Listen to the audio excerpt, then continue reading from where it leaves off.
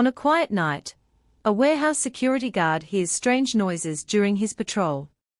What will he discover? Is it a common accident, or a carefully planned conspiracy? Will he be able to survive this terrifying night safely? Stay tuned for thrilling stories. Subscribe now to join us on this adventure. I took the job as a security guard at the warehouse to help pay the bills. It was a quiet place and the night shifts were usually uneventful. The warehouse was huge, filled with crates and pallets stacked high, with narrow aisles in between. I spent my shifts walking the perimeter, checking the doors and making sure everything was secure. One night as I was making my rounds, I heard a noise coming from the back of the warehouse. It was a faint clinking sound, like metal against metal. I stopped and listened, my heart starting to pound. The noise continued and I knew something was wrong. I moved towards the back, staying close to the walls and trying to be as quiet as possible.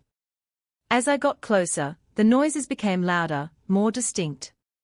I peered around a corner and saw a group of men prying open one of the large loading doors. They were dressed in dark clothes with masks covering their faces. My first instinct was to confront them, but I knew I was outnumbered. I needed to call for help. I pulled out my phone, but as I did, I accidentally knocked over a metal rod that clattered loudly to the floor. The thieves turned towards the sound and I ducked back behind the crates, my heart racing. I could hear their footsteps approaching and I knew I had to move. I crept along the aisles trying to stay out of sight. I reached the small office at the front of the warehouse and locked the door behind me. I dialed 911 and whispered into the phone explaining the situation. As I waited for the police, I heard the thieves outside the office. They were trying to break down the door. I looked around for something to defend myself with, but there was nothing but a desk and some old office supplies. The door began to splinter and I knew I didn't have much time. I spotted an ant high up on the wall and quickly moved the desk underneath it. I climbed up and removed the vent cover, squeezing myself into the narrow duct just as the door gave way. I crawled through the vent trying to stay quiet. The dock led me to another part of the warehouse and I carefully pushed open the vent cover and climbed out. I was in the far corner of the building, far from the thieves, but still trapped inside. I needed to find another way out. I moved through the aisles keeping low and listening for any signs of the thieves. I could hear them moving around shouting to each other. They knew I was still inside and they were looking for me. I reached the loading dock and saw a small door that led outside. I tried the handle, but it was locked. I needed a key and I remembered that the keys were kept in the office. I had to go back. I retraced my steps, moving as quickly and quietly as I could. When I reached the office, I could see the thieves were no longer inside. I slipped in and grabbed the keys from the desk drawer just as I turned to leave. One of the thieves spotted me. He shouted and I bolted for the door. I could hear them chasing me, their footsteps echoing through the warehouse. I reached the loading dock and fumbled with the keys, my hand shaking. I found the right key and unlocked the door, throwing it open and running outside. The cold night air hit me and I sprinted towards the perimeter fence. I could hear the thieves behind me getting closer. I reached the fence and started to climb, but one of the thieves cracked my leg and pulled me down. I hit the ground hard. The wind knocked out of me. They surrounded me and I knew I was in serious trouble, but then I heard sirens and in the distance getting closer. The thieves heard them too and they hesitated. I took advantage of the moment and scrambled to my feet, running towards the front gate. The police arrived just as I reached the gate and the thieves scattered, disappearing into the night. The officers took me to safety and I explained everything that had happened. The police searched the warehouse and found evidence of the attempted robbery, but the thieves were long gone. They assured me they would increase patrols in the area and keep an eye out for the suspects. I quit the security job the next day. The experience had shaken me to my core, and I couldn't face another night in that warehouse. I realized how close I had come to serious harm, and I knew I was lucky to have escaped. In the weeks that followed, I had trouble sleeping, haunted by the memories of that night, but with time the fear began to fade. I found a new job in a safer environment, and I moved on with my life. The warehouse was eventually shut down, the company unable to recover from the attempted robbery. The day started out clear and bright, perfect for a solo boat trip on the lake. I had packed my things and set off in the early morning, excited for a peaceful day on the water. By midday, the sky began to darken, clouds rolling in quickly and unexpectedly. I was about halfway across the lake when the storm hit. The wind picked up, turning the calm water into a choppy, violent mess. I tried to steer the boat back to shore, but the waves were too strong. Within minutes, the boat capsized, throwing me into the cold, turbulent water. Panic set in as I struggled to stay afloat, but I forced myself to stay calm and focus on swimming. The shore seemed so far away, but I knew I had no other choice. I swam with all my strength, the storm reaching around me, rain pelting down and thunder roaring overhead. After what felt like hours, I finally reached the shore. Exhausted and shivering, I dragged myself onto the rocky beach. I lay there for a moment, catching my breath before looking around to get my bearings. It was then that I noticed the flicker of lights through the trees. Curious and desperate for help, I stumbled towards the lights. As I got closer, I heard voices low and urgent. I moved quietly, not wanting to startle anyone, but what I saw stopped me in my tracks.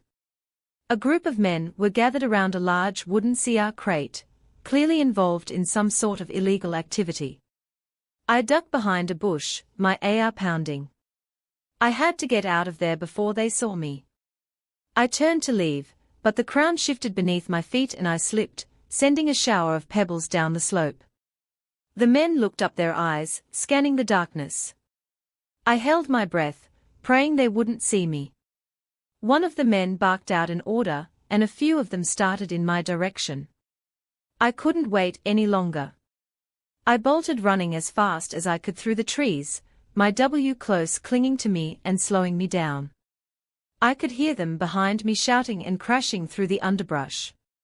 I knew I had to find somewhere to hide, but the forest offered little cover. I spotted a large hollow-out tree and inside, pulling my legs up and trying to make myself as small as possible. The men passed by, their flashlights sweeping the forest floor. I held my breath, willing myself to be invisible. They moved on, their voices fading into the distance. I waited a few more minutes before cautiously peeking out. The coast seemed clear, but I knew I couldn't stay in the tree forever. I needed to find a way to signal for help. I remembered passing a ranger station on my way to the lake, and I decided to head in that direction. I moved carefully, keeping to the shadows and avoiding any paths that might lead back to the criminals. The storm had started to let up, but the forest was still dark and ominous. Every sound made me jump, fearing that the men might find me.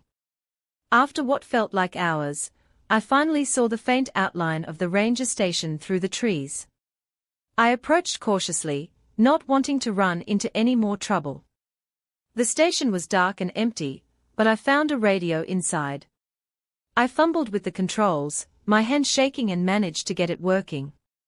I called for help, my voice barely above a whisper. There was a long pause before I heard a crackling response. Relief flooded through me as I explained my situation. The rangers promised to send help, but they warned me it might take some time due to the storm. I hunkered down in the station, hoping that the criminal animal wouldn't find me before the rangers arrived. Every creak of the building and rustle of the wind set my nerves on edge. Hours passed, each one feeling like an eternity. I dozed off a few times, only to jerk awake at the slightest noise. The fear of being found kept me alert, my eyes starting to every shadow, and my ears straining for any sound. Finally, I heard the sound of engines approaching. I looked out the window and saw the light of the ranger vehicles. Relief washed over me as I stepped outside waiting to get their attention. The rangers rushed to my side and I quickly explained what had happened. They assured me that they would handle the criminals and escorted me to safety. As we drove away, I couldn't help but look back at the dark forest, the fear still lingering in my mind. The rangers took me to their headquarters, where I gave a full statement. They promised to keep me updated on their investigation, and arranged for someone to take me home. The drive back was quiet. The events of the night rep playing in my mind. I was grateful to be safe, but I knew it would take a long time to forget what had happened. Over the next few days I received updates from the rangers. They had managed to apprehend the criminals who were involved in a smuggling operation. The area was now being closely monitored to prevent any future illegal activities. The experience had shaken me deeply, but it also made me realize the importance of staying vigilant and prepared. I decided to take a break from solo trips for a while, focusing on activities closer to home. I had never been to this part of the world before war. The business trip was supposed to be routine: attend the conference, meet a few clients and head back home. The hotel was decent, though not luxurious. It had good refuse and seemed like a safe choice. My room was on the 5th floor with a view of the bustling city below. The first 2 days went smoothly. I attended the conference during the day and worked from my room in the evening. On the third night I returned to the hotel late after a client dinner. As I walked through the lobby, I noticed a group of people huddled in a corner, speaking in hushed tones. Something about their demeanor struck me as odd, but I shrugged it off and headed to my room. Around midnight, I was jolted awake by a loud noise. It sounded like a struggle. I got out of bed and went to the window, but I couldn't see anything unusual. I opened my door and appeared down the hallway. It was empty, but I could hear muffled voices coming from one of the rooms nearby. Curiosity got the better of me. I stepped out into the hallway, moving quietly toward the source of the noise. As I got closer, the voices became clearer. They were speaking in a language I didn't understand, but the tone was unmistakable. It was urgent and aggressive. I decided to head back to my room and call the front desk. As I turned to leave, a door down the hall creaked open. I quickly ducked into a nearby alcove, my heart pounding. A man stepped out into the hallway, looking around suspiciously. He was tall and burly, with a scar running down his cheek. He spoke into a walkie-talkie, and then disappeared back into the room. I stayed hidden for a few more minutes, then quietly made my way back to my room. Once inside, I locked the door and sat on the edge of the bed trying to make sense of what I had seen. The next morning I decided to skip the conference and investigate. I went down to the lobby and struck up a conversation with a receptionist. I asked if there had been any incidents during the night, but she seemed oblivious. Her smile was forced and she quickly changed the subject. I spent the day in the city trying to shake off the unease. Why I returned to the hotel in the evening. The atmosphere had changed. The lobby was almost empty and the staff seemed tense. I took the elevator to my floor and as I stepped out, I saw the same man with a scar. He was talking to another man and they both glanced at me. As I walked by, I hurried to my room, locked the door and pulled out my laptop. I started researching the hotel and the area while I found made my blood run cold.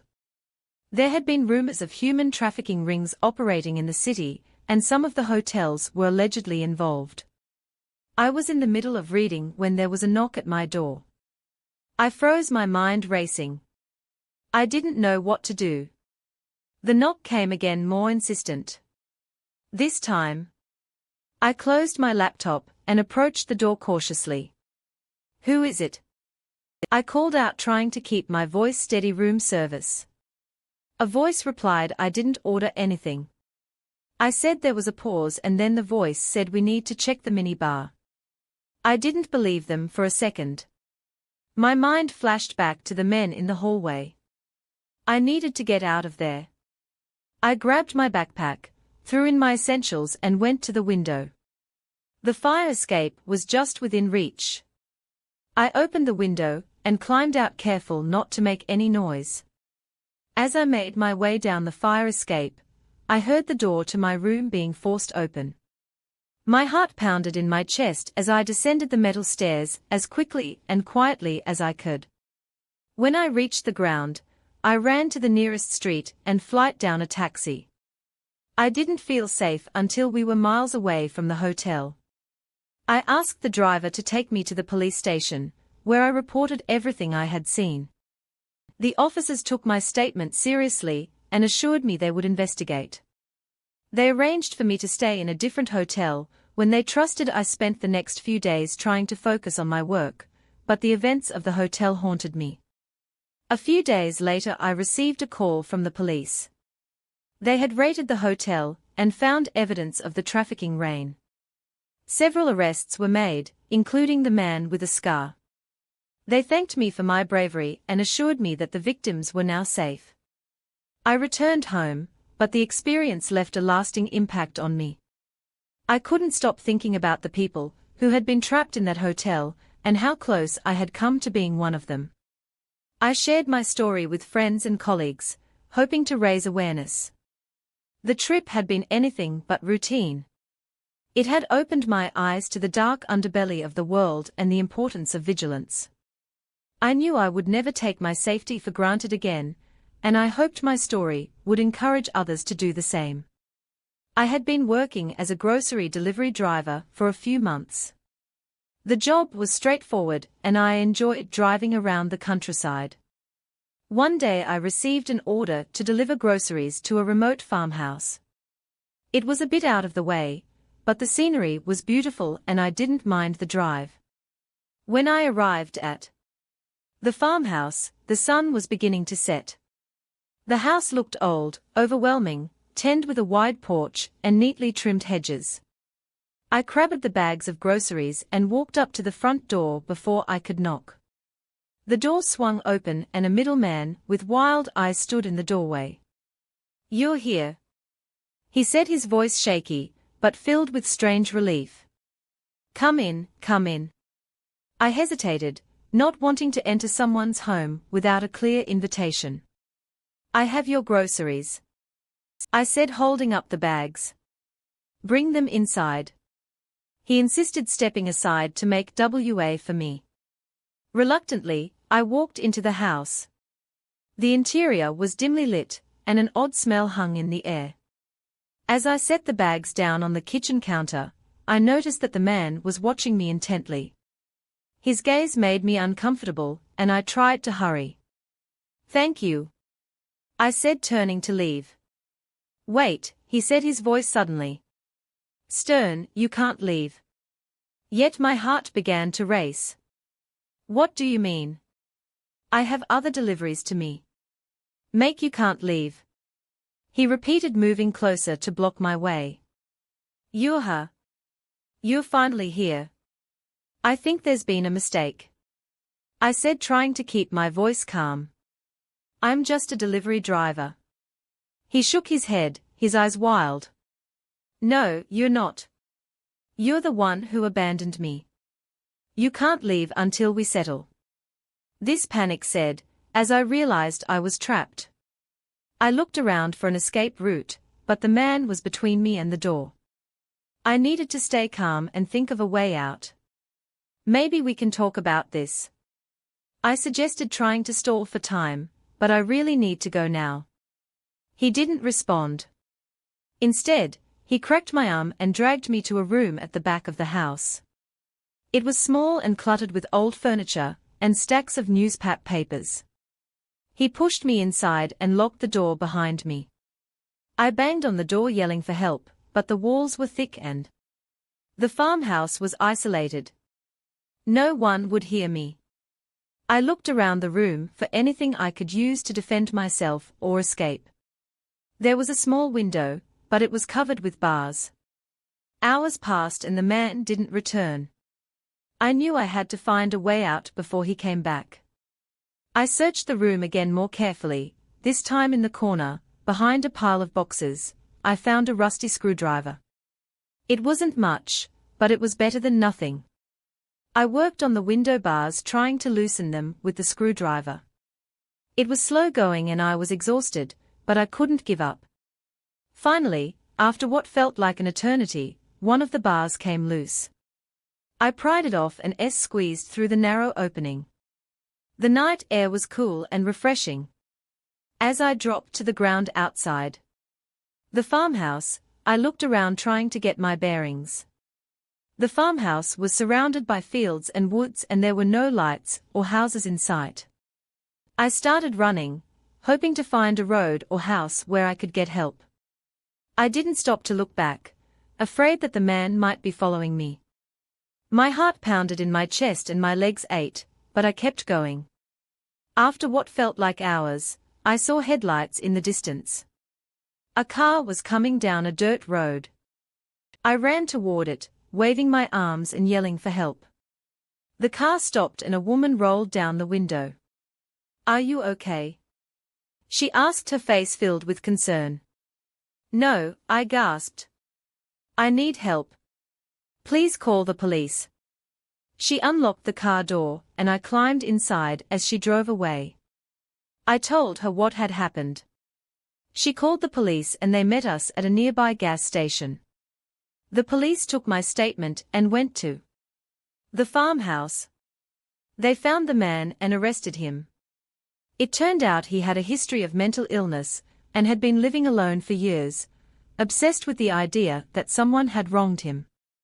I was shaken but grateful to be safe.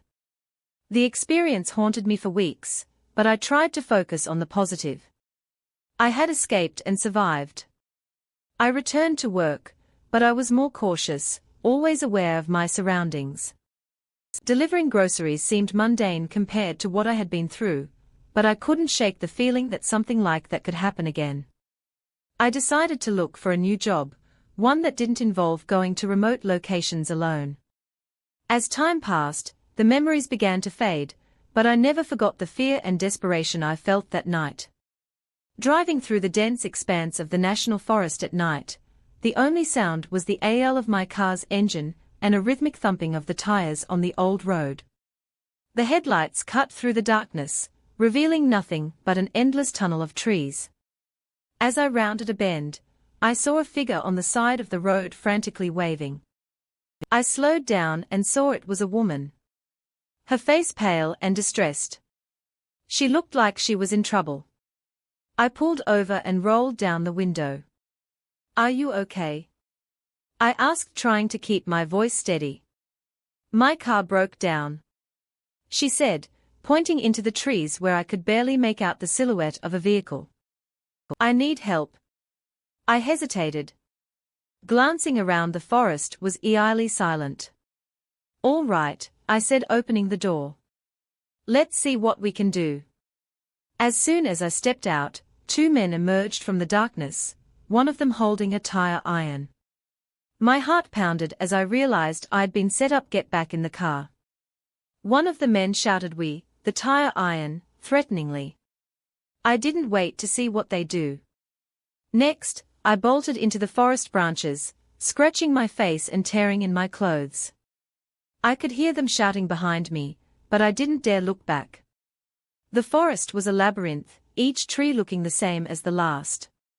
My breathing was ragged and I knew I had to find somewhere to hide. I spotted a fallen tree, with a hollow beneath it, and squeezed inside, trying to quiet my breathing. I heard them crashing through the underbrush, cursing and calling out to each other. They were getting closer. I held my breath, praying they wouldn't find me. One of them passed so close. I could see his shoes through the gaps and the leaves.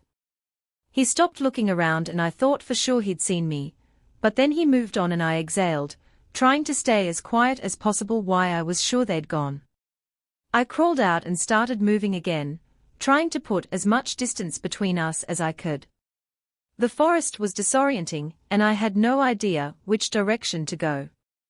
I stumbled upon a stream and decided to follow it, hoping it would lead me to a road or a house. My mind was racing and I couldn't shake the image of the woman's face so convincing in her distress. Hours seemed to pass and the forest didn't let up. I was exhausted, my body aching from the frantic run. I finally came across a small clearing and collapsed behind a large rock, trying to gather my strength. Suddenly I heard voices again. They were still searching for me. I peered over the rock and saw their flashlights sweeping through the trees. They were relentless and I knew I had to keep moving. I crawled through the underbrush, keeping low and quiet. Every snap of a twig sounded like a gunshot in the silence, but I couldn't afford to stop. The forest was a maze and I felt like a rat trying to escape a trap. Just when I thought I couldn't go any further, I saw a faint light through the trees. I moved towards it, my heart lifting with hope. It was a cabin, a small dilapidated structure, but it was a potential refuge. I reached the cabin and tried the door. It was locked, but I found a window that was loose and managed to pry it open. I climbed inside, wincing at the noise, and quickly pulled the window shut behind me. The cabin was dark and smelled of damp wood. I found a corner to hide in and waited, listening for any sign of a man. My heart was pounding in my ears and every little creak made me jump. I must have dozed off, because I was jolted awake by the sound of footsteps outside. My blood ran old. They were close. I could hear them talking, their voices low and menacing. One of them tried the door, and I held my breath, praying they wouldn't get inside. After a tense moment they moved on, their voices fading into the distance. I waited a long time before I dared to move. When the forest was silent again, I climbed up the window and continued. My escape dawn was breaking and I knew I had to find mind help soon. My body was sore and my clothes were torn, but I couldn't give up. I followed the rising sun, hoping it would lead me out of the forest. Finally I stumbled upon a dirt road and followed it until I saw a small ranger station. Relief flooded through me as I approached, waving frantically. A ranger came out looking concerned. What happened? He asked, taking in my disheveled appearance. I told him everything and he immediately radioed for help. The authorities arrived and took my statement, and a search party was sent out to find the men. They found the woman's car, but the men had vanished. I was taken to a hospital to be checked over, and, though I was physically fine, the terror that night stayed with me for the rest of my life. The Utah desert stretched out endlessly, a stark, arid landscape under the scorching sun. I set up my camp, feeling the isolation lap around me. The vast emptiness was both beautiful and intimidating. It was my first solo camping trip and I relished the solitude, hoping to find some peace away from the chaos of daily life. As night fell, the temperature plummeted and I bundled up in my sleeping bag, staring up at the stars. The silence was profound, broken only by the occasional rustle of the wind against the tent. I drifted into a restless sleep, the unfamiliar sounds of the desert keeping me on edge. In the middle of the night, I was jolted awake by the sound of footsteps outside my tent. My heart raced as I strained to listen. It was probably just an animal, I told myself, but the steps were deliberate, too heavy for a coyote or deer. I held my breath, clutching a flashlight, waiting for the noise to fade. The footsteps stopped and I heard voices low and hushed. Fear prickled my skin. I peeked out of the tent, scanning the darkness. There, silhouetted against the faint moonlight, were three men, their eyes fixed on my camp. They were armed, carrying rifles and wearing tactical gear. Panic surged through me. I knew I had to move quietly. I packed up my essentials, leaving behind anything that might make noise. I slipped out of the tent and crept away, trying to stay out of sight. The men were close and I could hear snippets of their conversation. They spoke of a compound of threats and intruders. My presence had not gone unnoticed. The desert was unforgiving.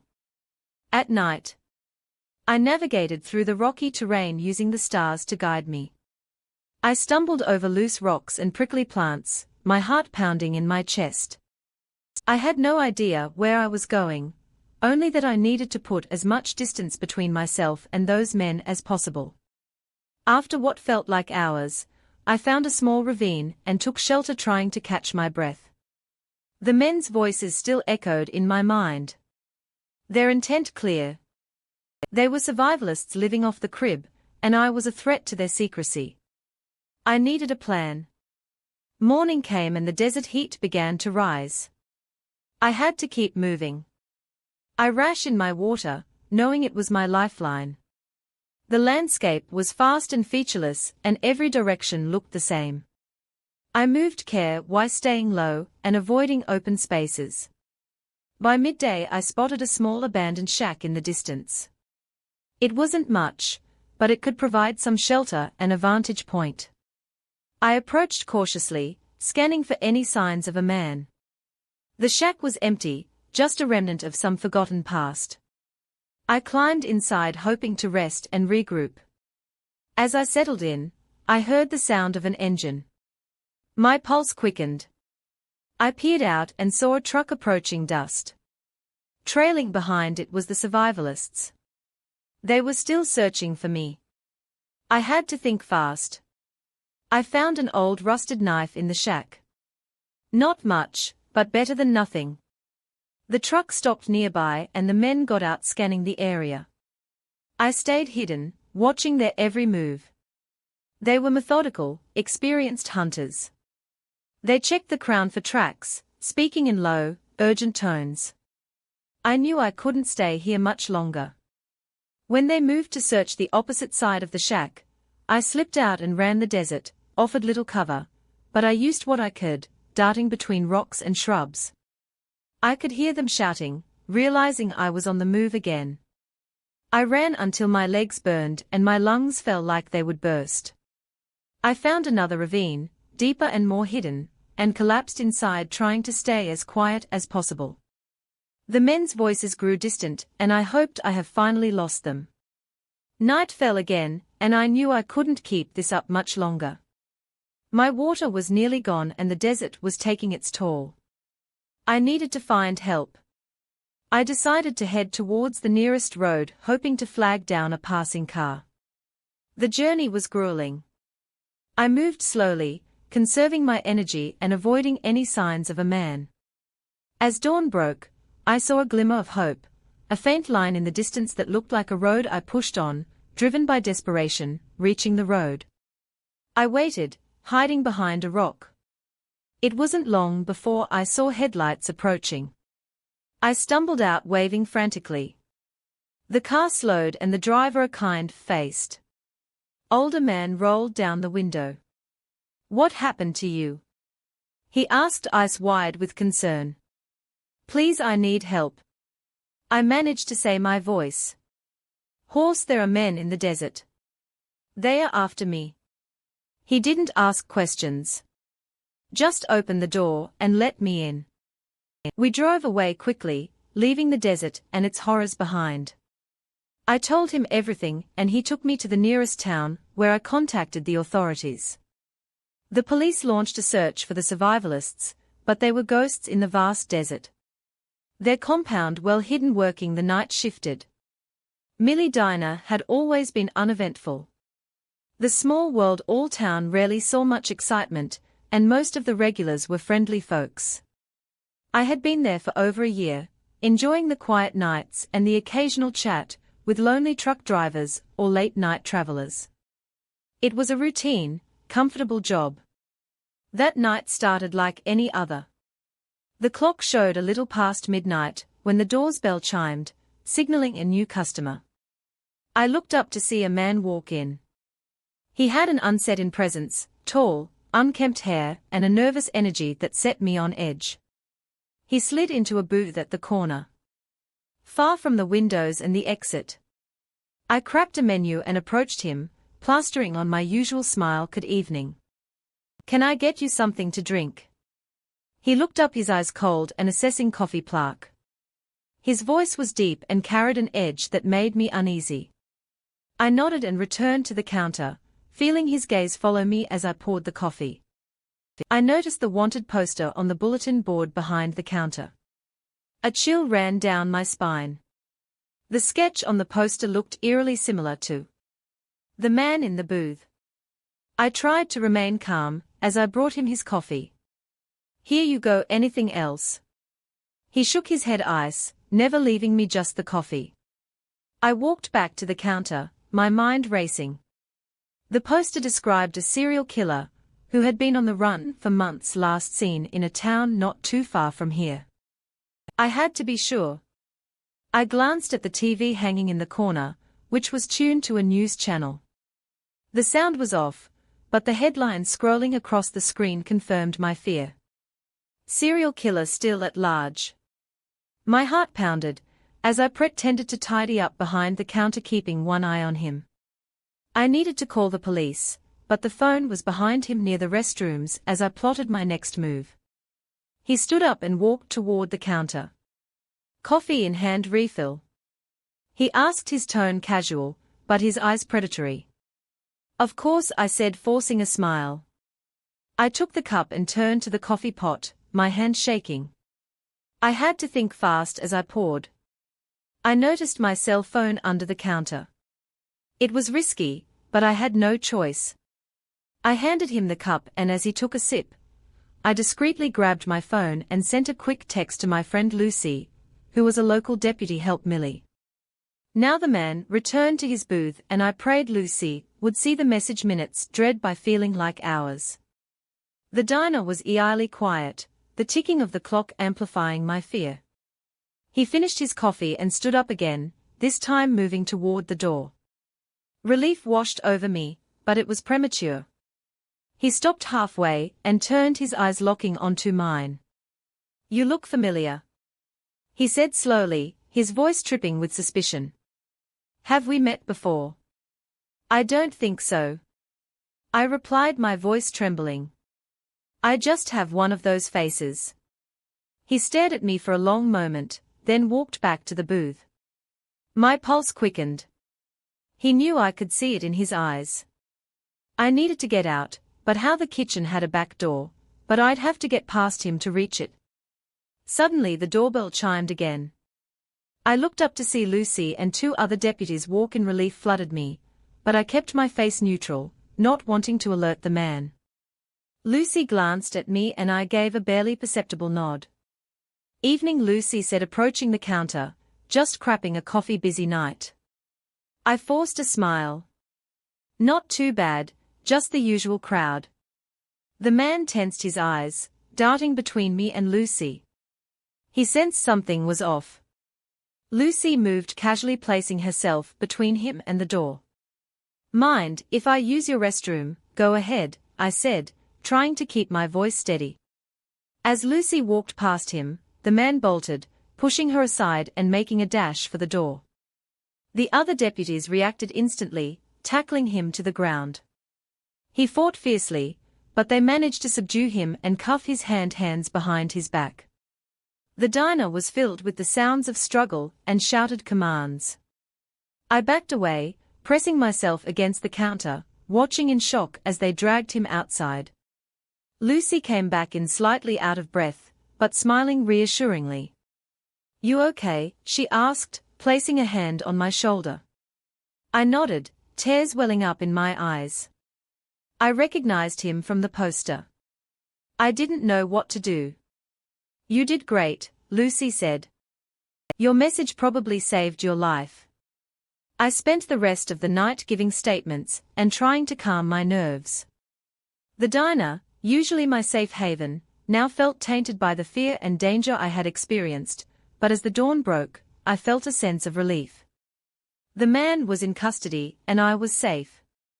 The next day the diner was back to its usual quiet, and the regulars came in chatting and laughing as if nothing had happened. The trip to Alaska had been a dream for years. I saved up for months to afford the K and the plane ticket.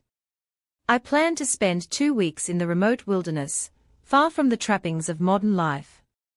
My friends thought I was crazy, but I needed the solitude, the escape from the constant buzz of the city.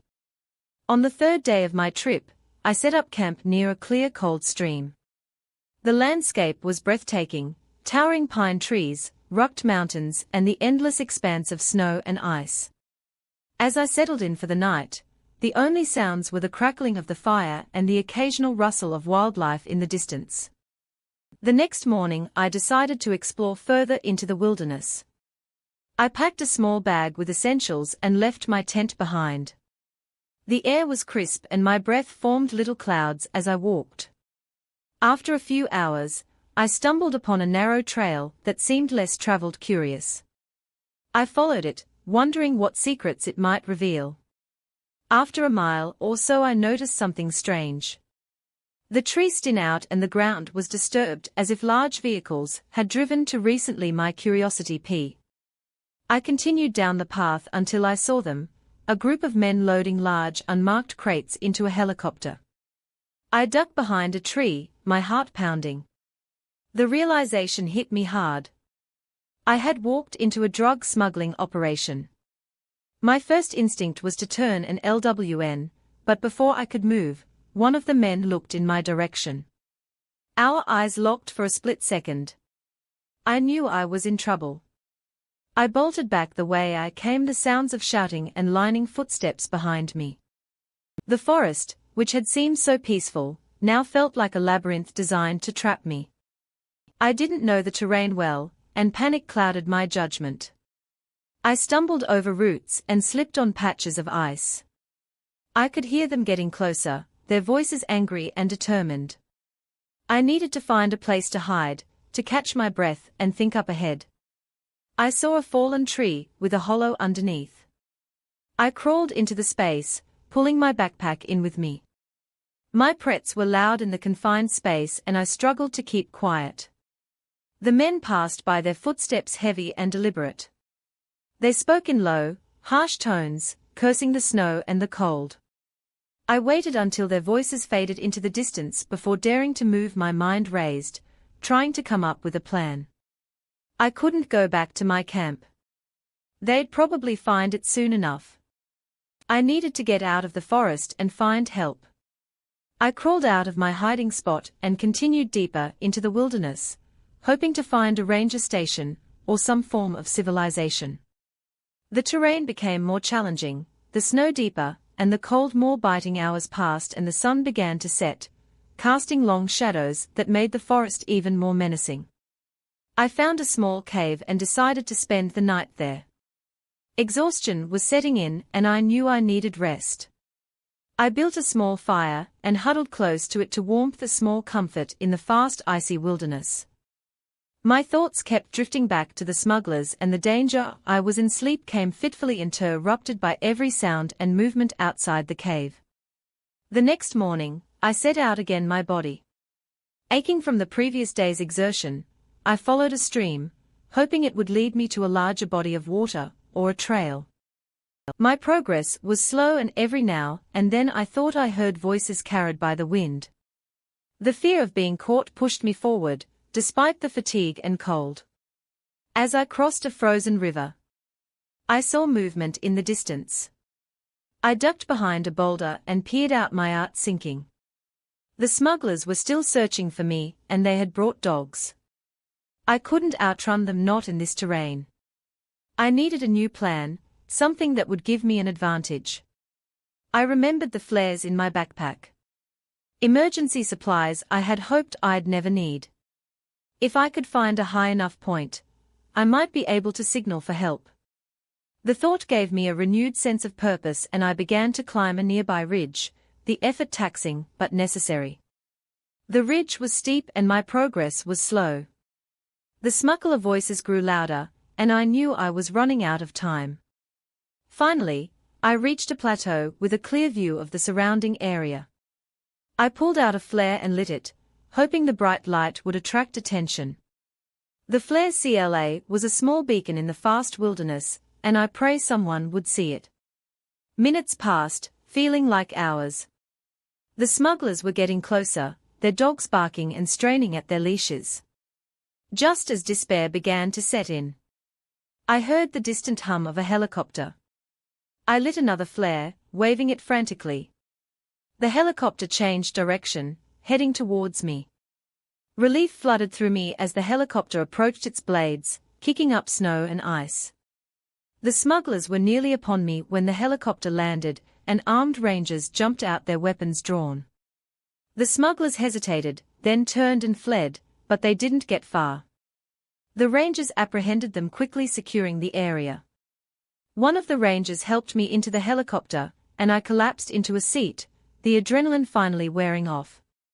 As we lifted off, I looked down at the forest below, the vast ICW that had almost been my end.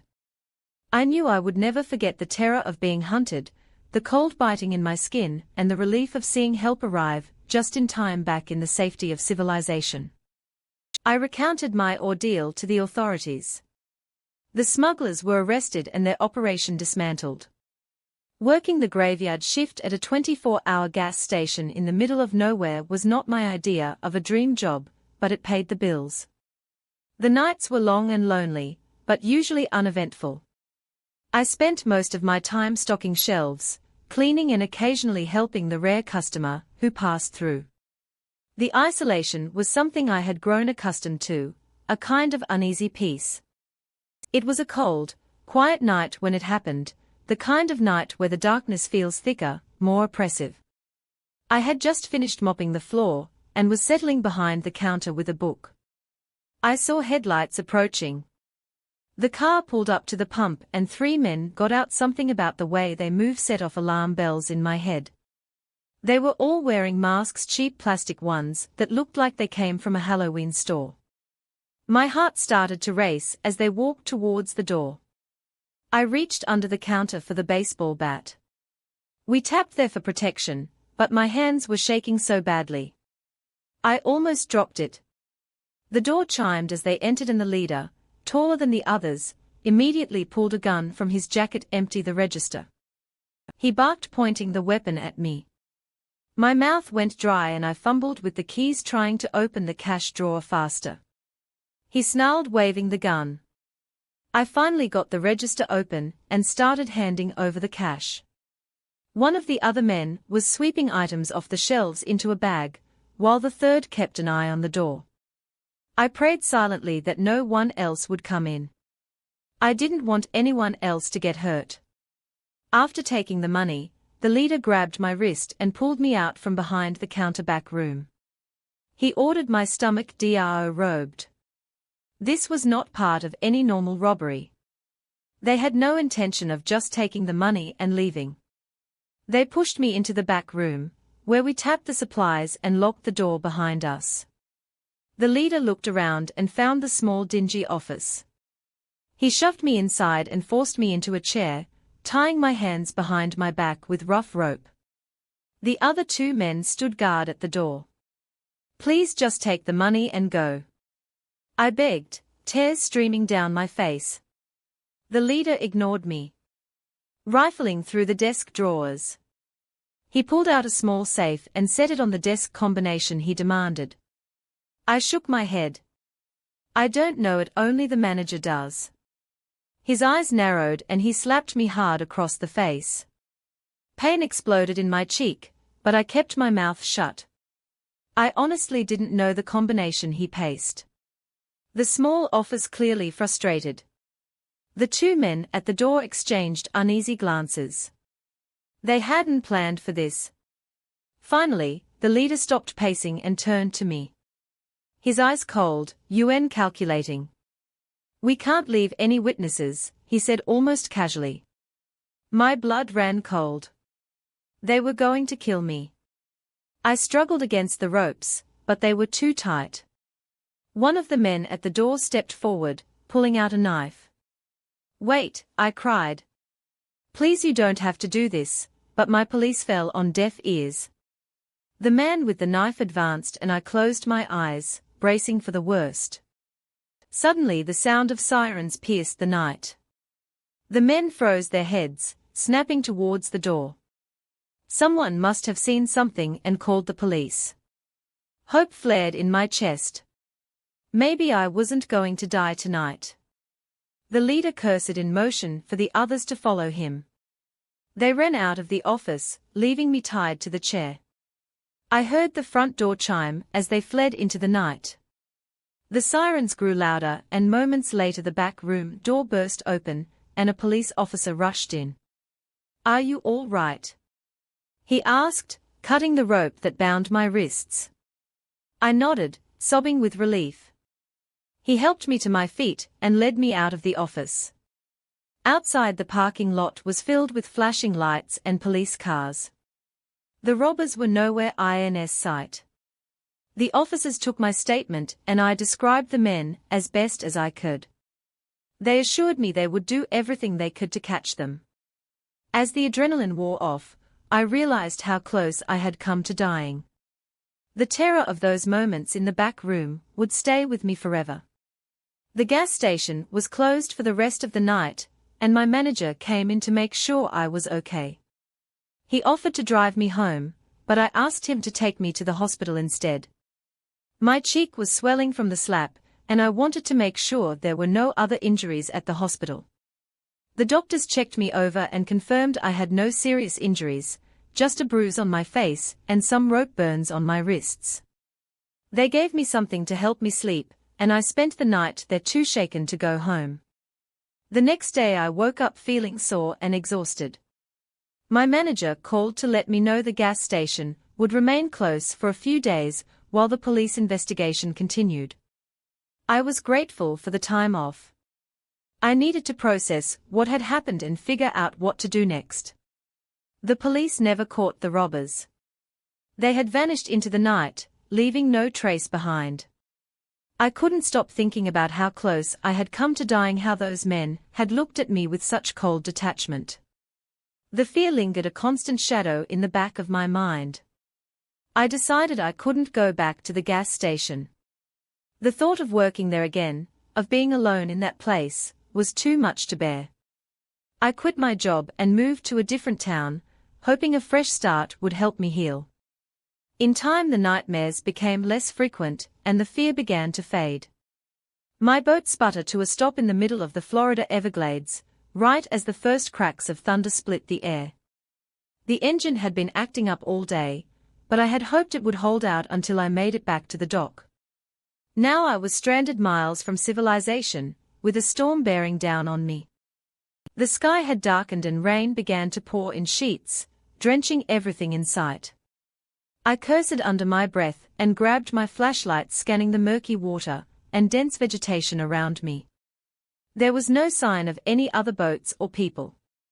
The Everglades were vast and unforgiving, especially in the storm. I knew I had to find shelter, and quickly I pulled out my phone, but there was no signal. I was on my own. As I pondered my next move, I heard the distant sound of voices. My heart leapt at the thought of help. I cracked my flashlight and waded into the water, heading towards the sound. The water was up to my knees and I had to watch my step to avoid it, alligators and other hidden dangers. The voices grew louder, and I could make out the faint glow of a fire through the thick underbrush. I pushed forward, my clothes sticking to my skin from the rain. When I finally reached the source of the light, I saw a group of men huddled around a makeshift campfire. They were armed with rifles and appeared to be deep in conversation. I hesitated for a moment, unsure of their intentions, but before I could decide what to do, one of them spotted me. "Hey, who's there?" he shouted, racing his rifle. I stepped into the light, hands raised to show I meant no harm. My boat broke down. I called out over the storm, "I need help." The men exchanged glances and I saw suspicion in their eyes. "What are you doing out here?" one of them demanded, his voice hard. "Are you a warden?" I shook my head, trying to keep my voice steady. "Now just a fisherman. My engine died and I got stranded." The leader of the group, a burly man with a scruffy beard, stepped forward. He eyed me up and down, then nodded. "All right, come closer to the fire, but no funny business." Relieved, I moved towards the warmth of the flames. The rain was still coming down hard, but the fire provided some comfort. As I tried off, I listened to their conversation. It became clear they were poachers hunting illegally in the protected waters of the Everglades. They spoke in low tones about their cates and the game wardens they had to avoid. I knew I was in dangerous company. I kept my head down and my mouth shut, hoping they wouldn't see me as a threat. But it wasn't long before the leader started asking questions. What kind of boat you got? He asked, his eyes narrowing. Just a small motorboat. I replied, trying to sound casual. One of the men snorted. A motorboat? In this weather, you're either brave or stupid. I forced a smile now, wanting to antagonize them, just trying to get back before the storm hit. I said. The leader didn't seem convinced. Show us your boat, he demanded with no other choice. I led them back through the water to where my boat was stranded. They inspected it, looking for any sign that I was lying. When they found nothing, they seemed to relax a little. All right. The leader said, we'll help you get your boat running, but you owe us. I nodded, not daring to refuse.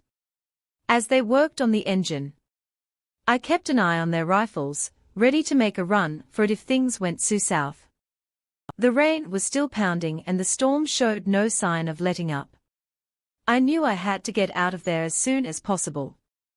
After what felt like an eternity, the engine roared to life. I breathed a sigh of relief, but my relief was short-lived. Theodore cracked my arm, his like a vice. You're not going anywhere until we say so, he crawled. Panic surged through me, but I forced myself to stay calm. Please. I just want to go home, I pleaded, but the men had other plans. You're going to help us with our catch, the leader said. Then we'll let you go. I had no choice but to agree. They piled into my boat, and we set off into the dark rain-soaked Everglades. Navigating the treacherous waters was difficult, especially in the storm. The men barked orders at me to rifles, always within reach. I had to keep my wits about me if I wanted to survive. As we moved deeper into the swamp, I looked for any opportunity to escape. Hours passed and the storm showed no signs of letting up. The poachers were getting impatient and I could sense their frustration. Finally, they decided to set up camp for the night. They tied my hands and feet, making sure I couldn't run. Then they settled in, drinking and laughing as if they didn't have a care in the world. I lay on the wet ground, shivering from the cold and fear. My mind raced as I tried to come up with a plan. I knew I couldn't stay there. I had to get away, but with my hands and feet bound, escape seemed impossible. I listened to the poachers' conversation, hoping for a distraction. Finally, an opportunity presented itself.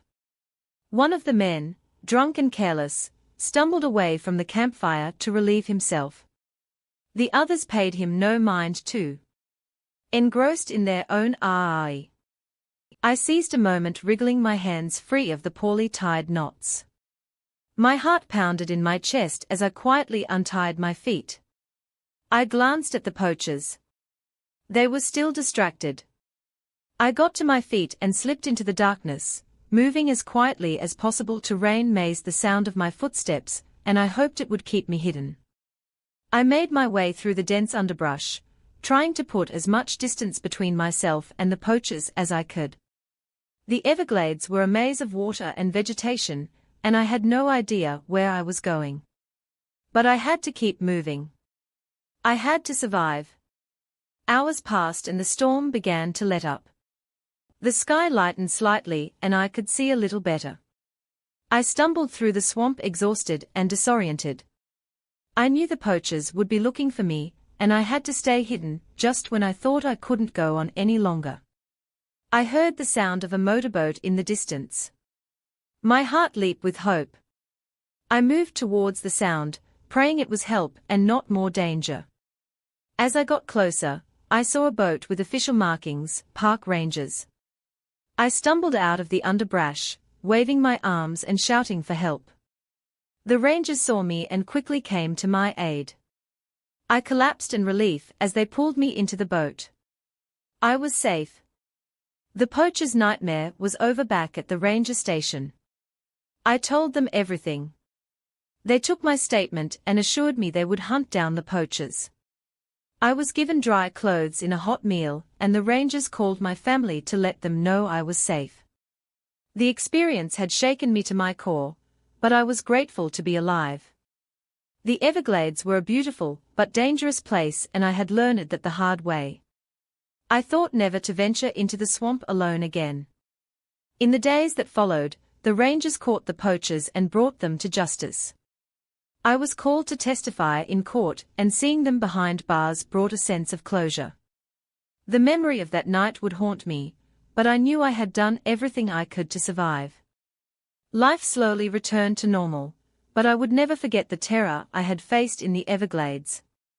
I checked into the luxurious hotel on the Las Vegas trip, excited for a weekend getaway. Cabby dazzled with its grandeur, shimmering chandeliers and bustling atmosphere. I felt like a star amidst the glittering lights and the hum of slot machines. The check-in process was smooth, and I made my way to my room on the 12th floor. As I settled in, I couldn't shake the feeling of being watched. It started with subtle glances from a man in a hotel uniform who seemed to be everywhere. I went at first. I dismissed it as coincidence, but his presence became honor. He appeared in the hallway as I exited my room, at the elevator, when I pressed the button, and even at the hotel restaurant where I had dinner. I decided to notify hotel security, hoping they could ease my growing anxiety. But as I approached the front desk, I noticed a man in uniform speaking casually with the staff. He seemed to blend in seamlessly. His demeanor calm and professional. Doubt crept in. Could I be overreacting still? I approached a security guard stationed nearby and quietly expressed my concerns. He listened attentively, but assured me that all hotel staff were thoroughly vetted and trustworthy. I felt a pang of embarrassment and decided to drop the issue, convincing myself I was being paranoid in the city that never sleeps. That night, as I lay in bed, sleep eluded me. I kept imagining shadows moving outside my door. The faint click of footsteps in the hall away, every creak of the floorboard sent a chill down my spine. I glanced at the clock. It was past midnight, and the hotel corridors were eerily quiet. Suddenly a soft knock at the door broke the silence. My heart skipped a beat. I hesitated, unsure whether to answer another knock more urgent, this time with trembling hands. I approached the door and cautiously peered through the peephole. It was the man in the hotel uniform. His expression unreadable. There's been a report of a water leak on this floor. I need to check your bathroom, he said smoothly. His voice was calm, but alarm bells rang in my head. I remembered the security guard's assurance, but something about this situation felt wrong. I'll call the front desk to verify, I replied, my voice steady. If you enjoyed this video, please subscribe and share the excitement.